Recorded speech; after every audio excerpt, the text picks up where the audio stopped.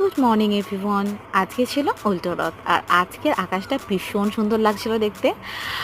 আর আজকে যেহেতু স্যাটারডে ছিল আমার পড়ানো থাকে না, বাট অভিনবকে আমার এক্সট্রা পড়ানোই ছিল। তো যেহেতু আজকে উল্টো রথ, তো ওর একদমই পড়ার মন ছিল না। আর ওর ঠাম্মি আজকে আমাদেরকে দিয়েছিল পাঁপড় ভাজা আর জিলিপি খেতে।